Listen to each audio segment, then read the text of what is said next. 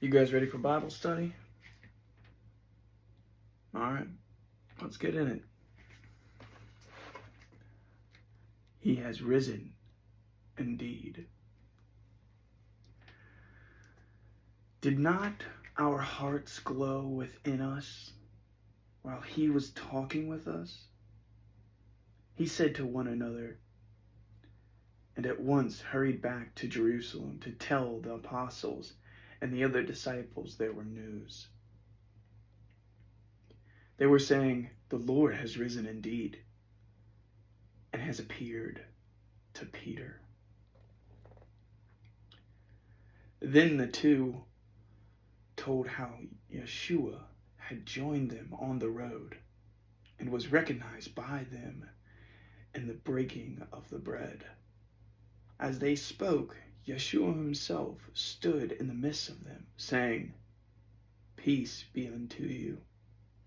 They were terrified at first, thinking he was a ghost, but he said to them, "See and touch my hands and feet." Oh, almost dropped the book.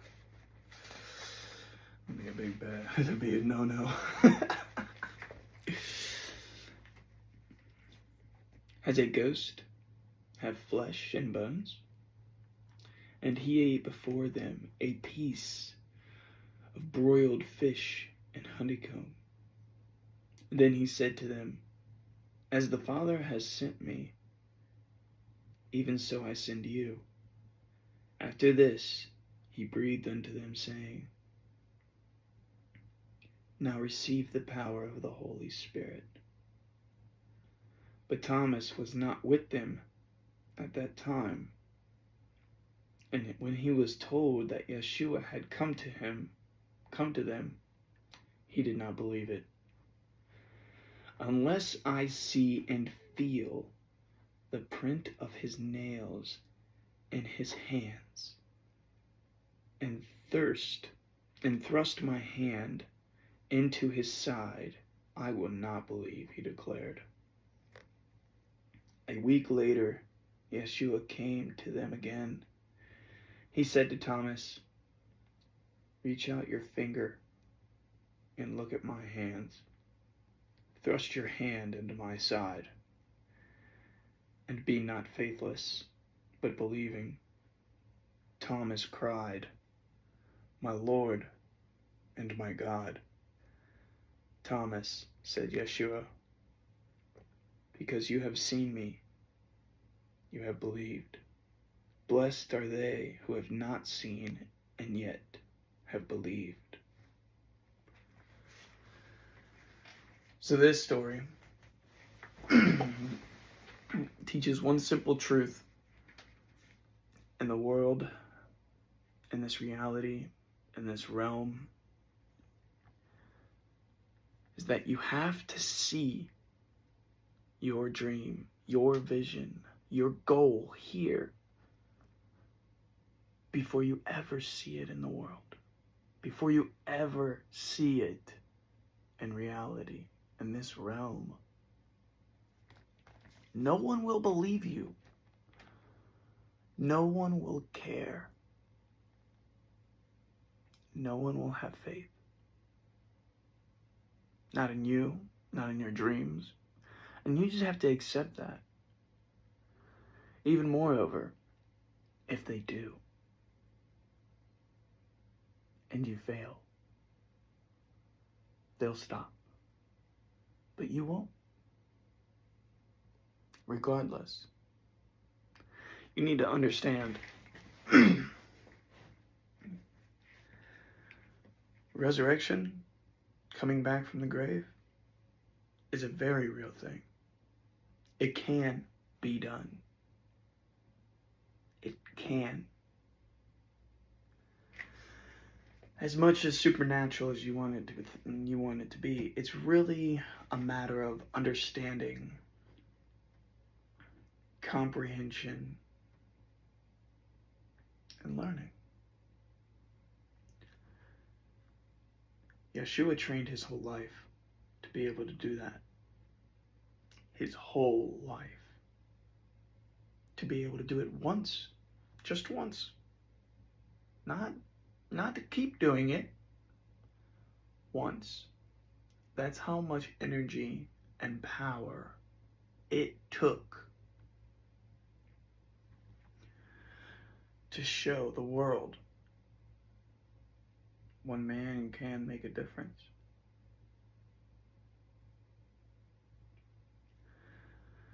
You see, yogis train from a very, very young age to find peace, oneness, tranquility within themselves.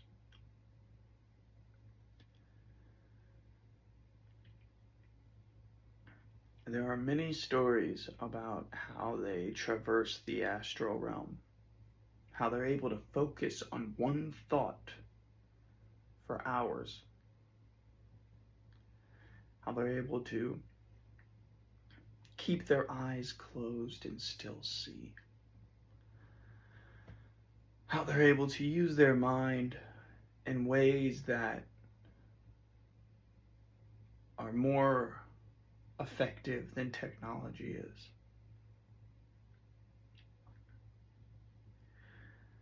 Matter of fact, all across every culture, every religion, there are these yogis, the nagas, the Christs, the high priests,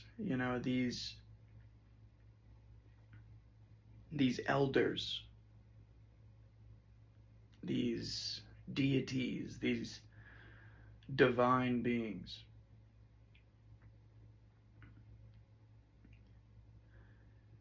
And they all have the same thing in common.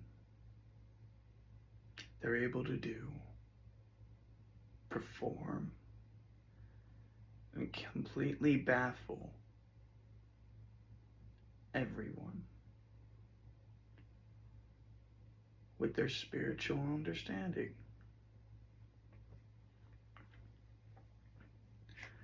So this is how it works. When the Christos oil goes through the 33 vertebrae,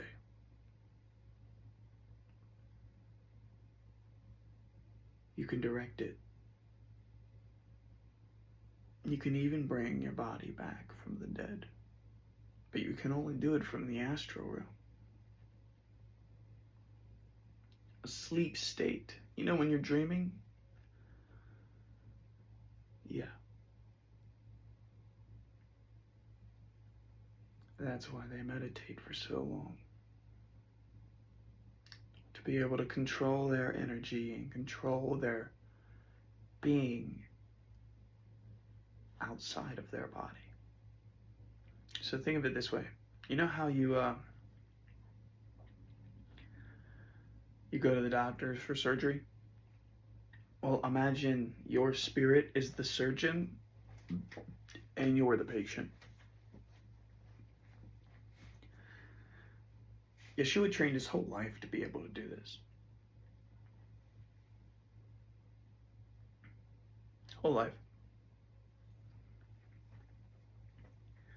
When I was really young, I set out on a journey to study all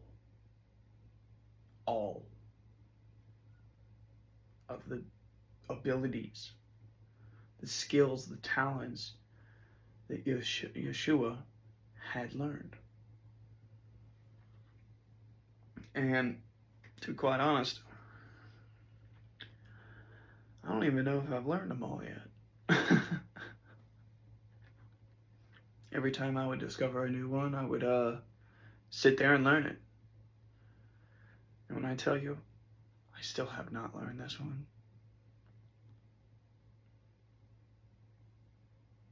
I still have not. This one is one of the most advanced spiritual techniques that there is. Resurrection from death. At least a physical one. Now, if you're talking about resurrection from death on any other plane, any other realm, yeah. I've definitely learned that. But I have no idea if I've learned the physical one because I haven't tried it yet.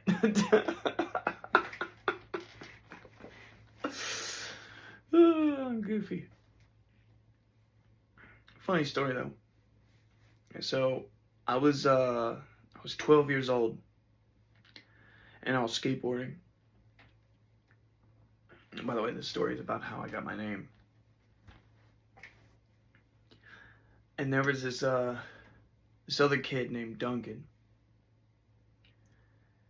And like I think we had just gotten cool because back then like they all thought I was a poser. You know what I'm saying? They all thought like I was just one of those kids who would start and stop.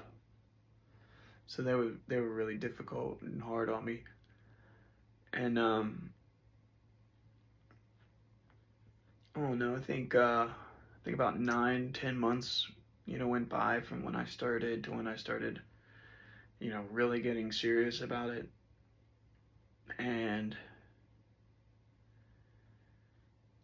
he seen that my dad was black, and he was like, dude, I'm gonna start calling you nigga Nick. And I'm like, don't you dare call me that. Like, you see my dad. Like, what's wrong with you, dude? Like, I don't like that stuff. That's not even cool, man. Like, you might think that's cool to say, but it's really not. Like, not even, in my opinion, not even from one black man to another black man. But shit, who am I to say that? But don't you dare call me that. He was like, alright, I understand that. He's like, what about Naga Nick? I was like, fuck it. And some things just stick, It wasn't until, I think, like 5 years ago where I discovered that there was a whole culture whose elders were called Nagas.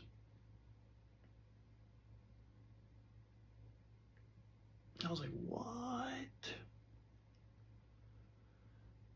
No way.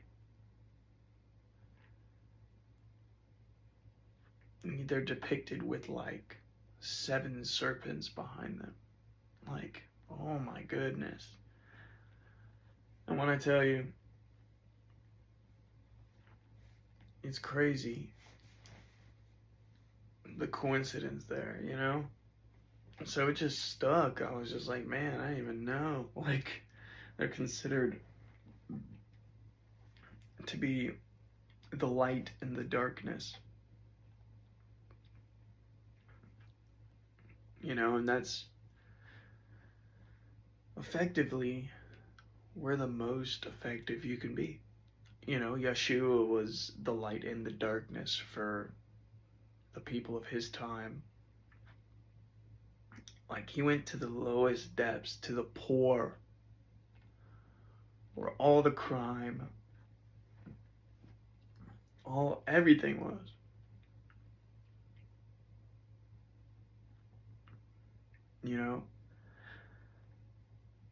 When you look at the Bible, you see every single person that God chooses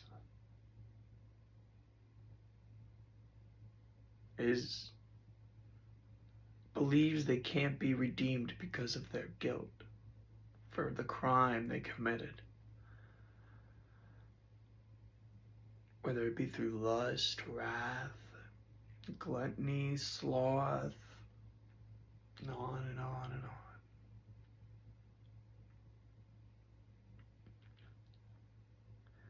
And God redeems them. God shows them a better way. Even exalts them for being imperfect. Because that's how he made them. Think about it. God, the most perfect being, would grow to not like perfect.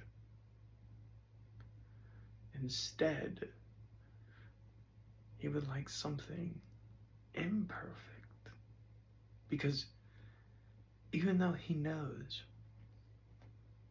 the perfect path, the perfect way for you, he wants to see the imperfections. He wants to see your imperfections.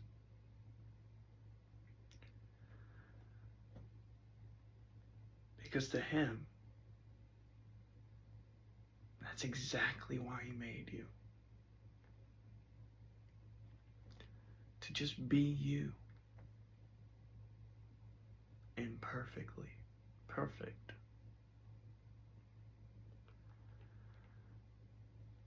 Remember,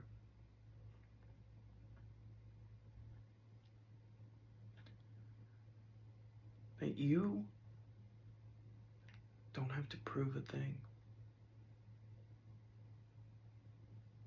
You are what you are.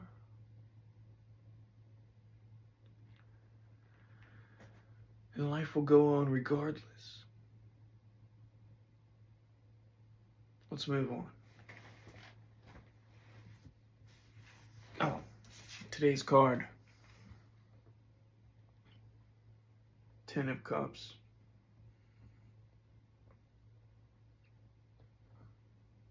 You see that tree behind it? Behind the cups? The cups are actually in the exact positions of the Kabbalah tree.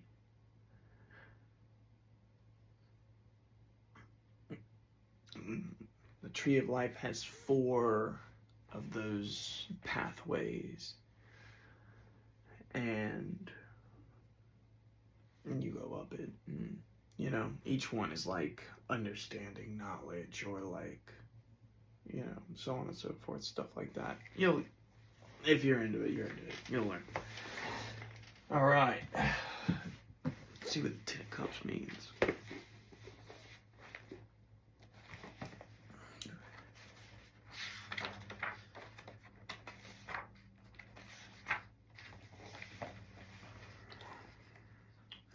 When the self-love within the Ace of Cups overflows and nourishes all, we find true emotional fulfillment with community and relationships.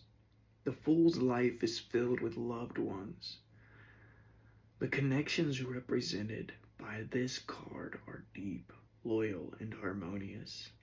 It signals a pleasant family life, but can also apply to romantic relationships or the love and compassion within larger social circles. Reverse. In reverse, the familial and the community bonds of this card may be weakened or twisted. Issues can arise at home and among social circles, creating distance, discontent, and friction. Appearances are deceiving. From the outside, things may look blissful, but there is turmoil within. In worst-case scenarios, there can be familiar breakdowns, neglect, or even abuse.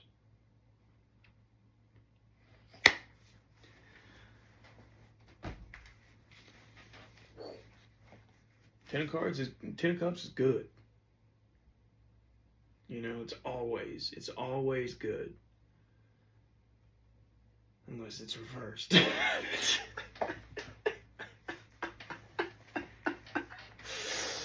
Okay, let's move on to the angelic realm.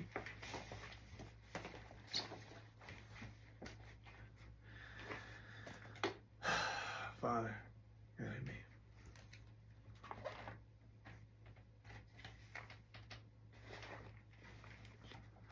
Saint Anna. Saint Anna will help you heal relationships and physical ailments, make decisions and choices, feel loved and supported, conceived or adopt a child, alleviate stress, invocation. Like her daughter Mary, Anna's symbol is a rose. When you want Anna's assistance, light a pink or red candle and ask for her help. You will often smell roses when she is near, and you may see flashes of red or pink. It's beautiful.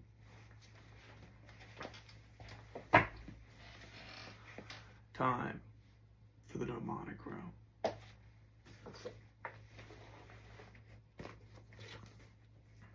Father, guide me.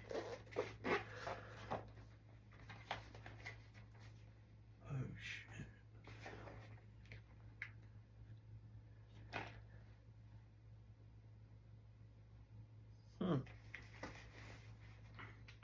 Hell. The underworld abode of souls of the dead. In Christianity, hell is an opposite of heaven and is the place ruled by the devil, where demons torment sinners for eternity. Hell is the complete absence of God, light, and love. A place of unbearable fire and horrible tortures. Hell takes its name from Hel, the Norse goddess of the nether world. Most concepts of the afterlife surrogate the good from evil, sending them to separate abodes. Egyptian, Amenti, also Amentet, is the underworld and the Osiris cult of Egyptian myth and religion. Amenti, which means hidden land, is located where the sun sets in the west after arriving at Amenti. The soul is taken by the jackal-headed god of death, Anubis, to a judgment hall. Anubis weighs the soul's hearts against the weather, or a feather of truth and light. The soul is judged by 42 judges. Worthy souls go to the fields of Alu, also Arnu, which are reached by pass through either 15 or 21 gates guarded by evil demons armed with long knives. The Elysium-like fields were cultivated for food for the dead, souls who failed judgment and were eaten by a monster named Amit or Amut, and sent to a place of torment. They have every kind of hell in here from every culture. That's cool. Greek, Zoroastrianism, jeez, beans. Every kind of hell. Oh my goodness. Cool. So pretty much what hell is you living a life without love, without light, and without God.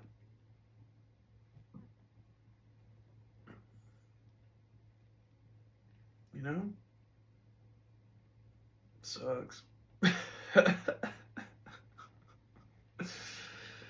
really does suck. But the road to heaven is paved through hell. It's the only way you get there.